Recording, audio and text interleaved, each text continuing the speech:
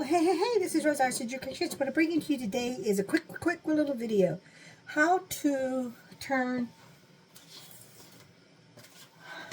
frozen preserved fries into home fries, and then how you turn dehydrated potatoes into an edible potato. Okay, I'm going to bring you down so you can see where I'm doing my cooking. Okay, first thing, the dehydrated ones, you have to put them in water. Make sure the water is above the potatoes for at least 20-30 minutes.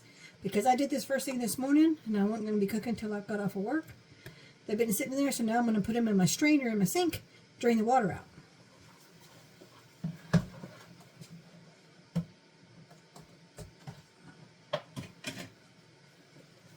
And see what they look like? They're rehydrated.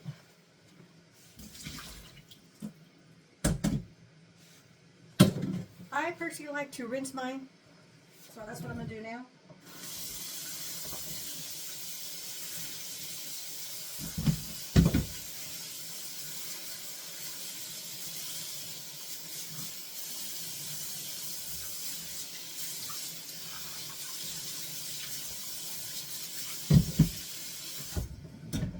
Okay, I'm going to shake out the excess water.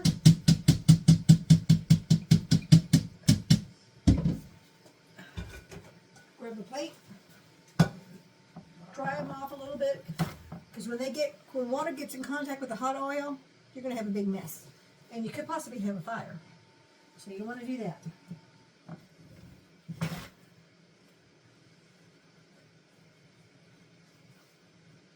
Okay. Now I'm just going to pat dry them down so all the excess moisture has come off. I'm doing the hash browns first. I'll do a pop-up of a photo of a jar that has hash browns.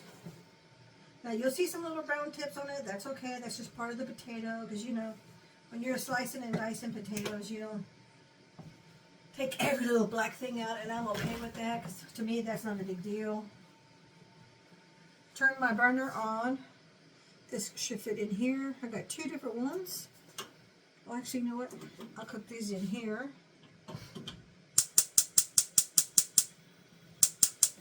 Okay, turn my... Then if they get hot a little bit, and then I'm just pressing down on the paper towel to get any extra moisture out. And you can put any kind of oil you want in there. You just need a little bit of oil. And I like to have a little salt, not a whole lot. And while I'm doing that, wait for this oil pan to get hot. Gonna cut this open.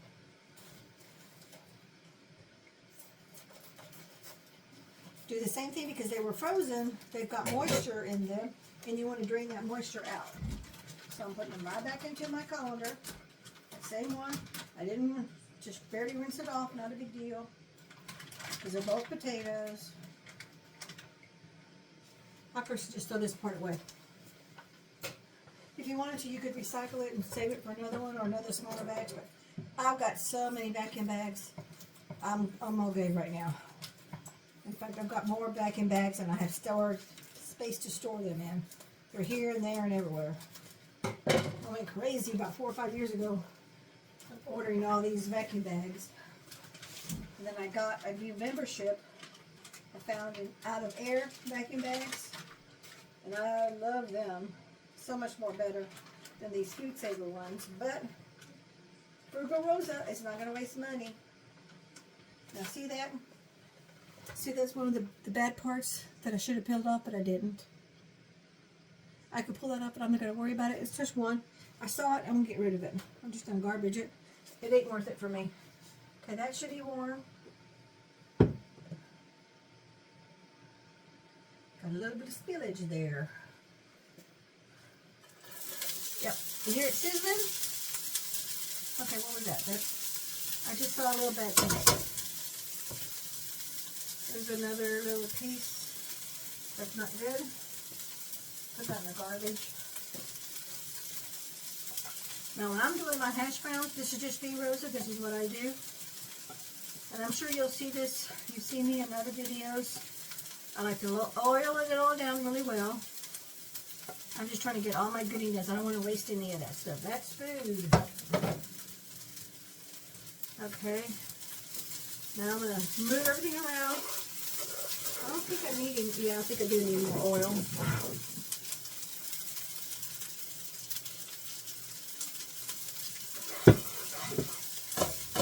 You want one layer of everything, all the potato to be coated with the oil. Okay. And okay, just came across another one. It's kind of a bad spot. Okay, come on. Where'd you go?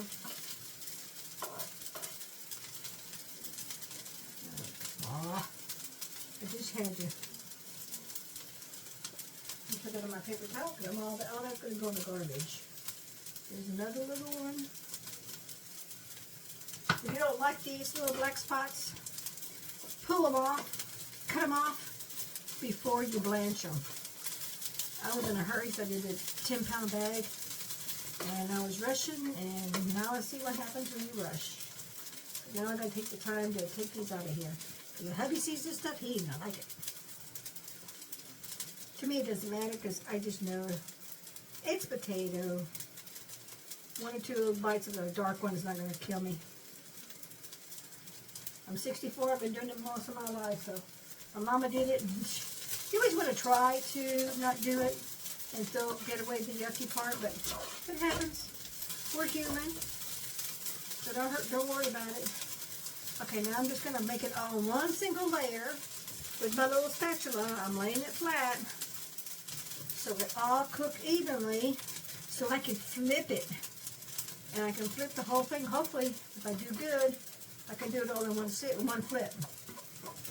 Sometimes it works, sometimes it doesn't. It always works when you do a smaller pot, but this is a big pot. So we're going to have some breakfast. I'm getting everything ready for breakfast for next week. Okay, let's turn the front burner on. Okay, let that get heat up. And I know I'm going to need more oil in there. Because these are home fries that I'm making.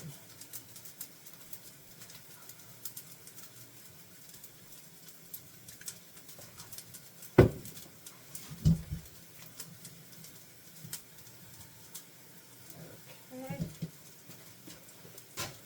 Same thing, paper towels.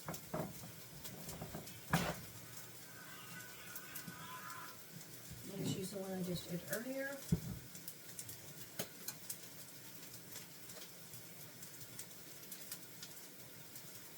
That one's done. Maybe another 2 more paper towels. I like to get this, select your size paper towels. For me, that's perfect. There's so many little jobs that I just need half of one. Sometimes just half of a half of a half of one. And for me, that works. I'm just taking off the excess moisture. That one's going to be a yucky one. We'll leave that there. Get ready to go to the garbage. If you find some yucky ones, right now is the time to do it.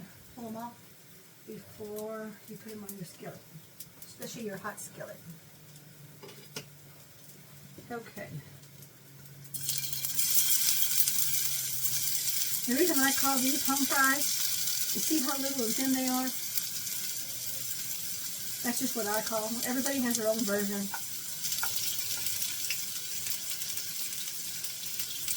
All it does is give you a different texture. You get more potato per bite than you do with the shredded ones, that's all. But if you put more shred in there than you do eggs and bacon and sausage, you get more potato. I mean, do more potato in there. But again, sprinkle this off, move it around, make sure it's all got oil in it. You hear it sizzling from the water. Again, make it one single layer.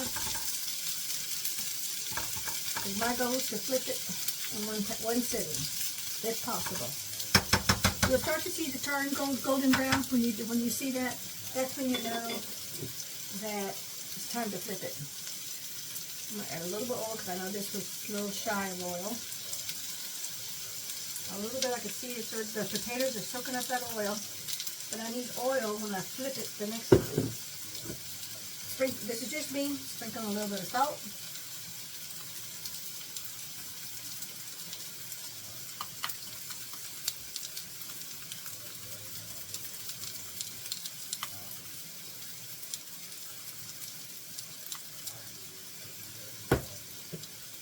Throw these 2 towels away with my yucky potato. Grab me another plate.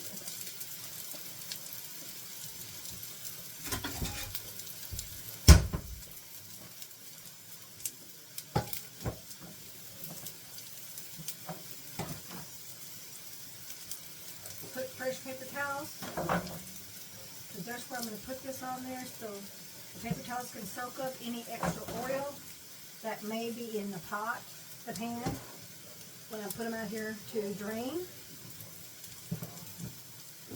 I don't think I need more salt, but you never know, you just might.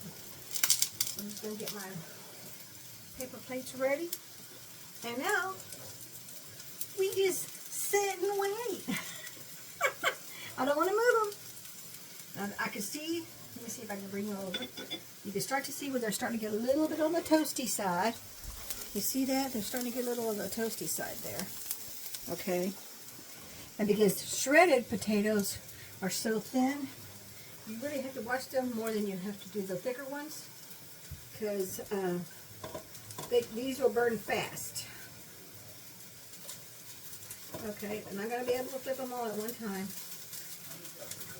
Okay, I'm okay with that. Just a little, all it means is I have extra work, that's all. Didn't mean anything.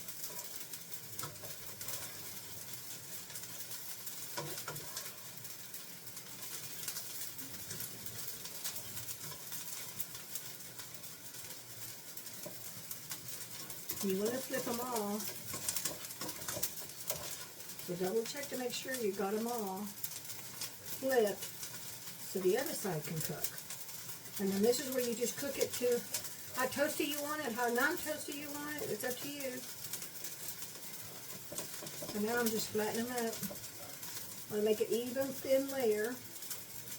Because the thinner the layer, the faster they cook. And y'all know me, my regular subscribers know, I'm about fast. I want to eat yesterday, not today. Especially if I just got off work because my back is dying. 45-minute drive, it's like, traffic. I'm only 12 miles away, but a 45-minute drive. Traffic. So, I gotta turn my fan on before my little fire extinguisher goes off. My smoke alarm, I mean. Sorry, it's gonna be a little bit loud, but I need it. Let me turn down my heat.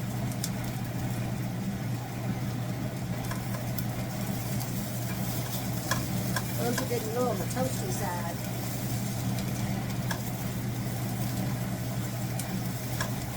And with fries like this that have been blanched, be careful because they're really soft. So you want to be gentle with them, otherwise you're going to break them.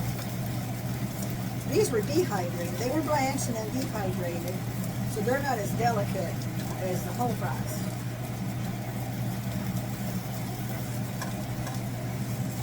And it's already absorbed all that oil. I'm not going to add any more salt. Whenever I do need to add just a tad more oil. So, I like to salt and pepper it when it's on my plate. And just a little bit of pepper flavor when it's cooking.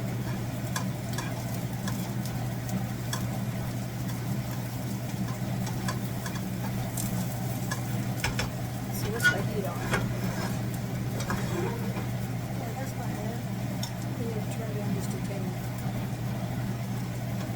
I want them cooked all the way, on all sides. I'm never going to get all sides because these are square, rectangle. They're more like rectangles than square. But I also don't want them overly oiled, so I'm taking it easy on the oil. I'm going a little here and a little there as I'm cooking.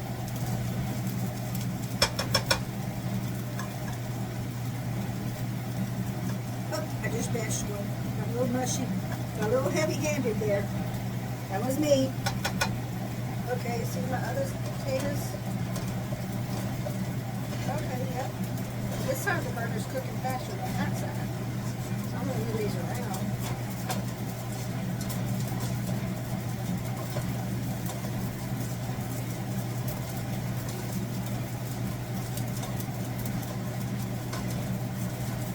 And these are just about ready to hash browns. See, didn't take long. What am I at, 15 minutes?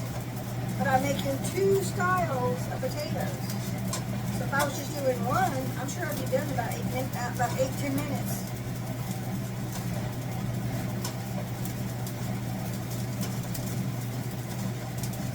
I call this one ready.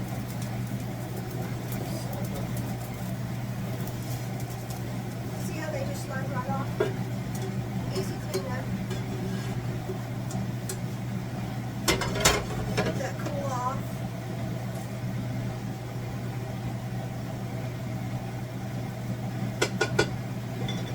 Our first batch is ready. We'll let it cool down just a little bit. We'll do our second batch. But I don't want to toss them around too much and be very gentle.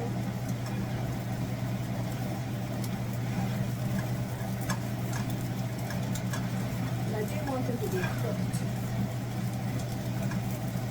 They are soft, very, very soft. And anybody who likes potatoes is going to enjoy that for their breakfast burrito. It's the breakfast dish, make it as a side dish. And what I do with a lot of these, on both sides, the hash browns of this, I'll cook them and fry them just like I'm doing right now.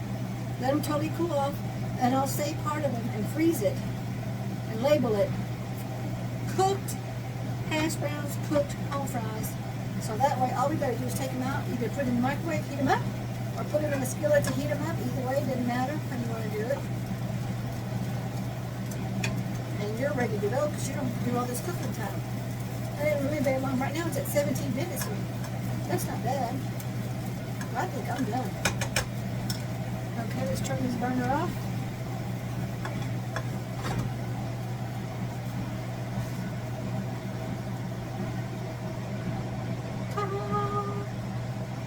That pan's hot, but this pan's hot too, so we're good to go.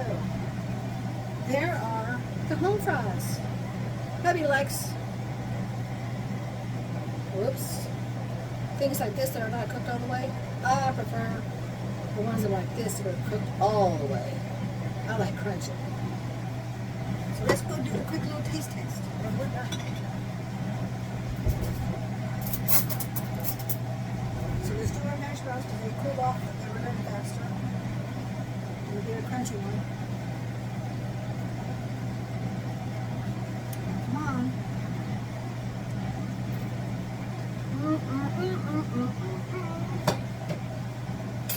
2 thumbs up. Can't get any better than that. Now, oh, that's hot. That's hot. Let me get a nice crunchy one. It's not really crunchy, it's just more toasty. See that?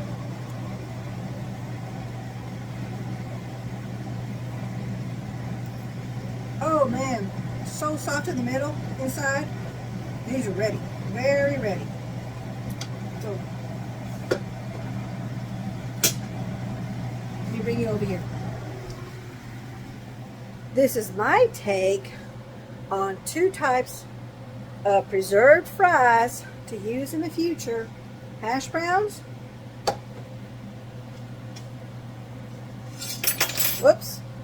And home fries. Thank you so much for watching. We'll catch you in the next video. Take care now. Bye-bye.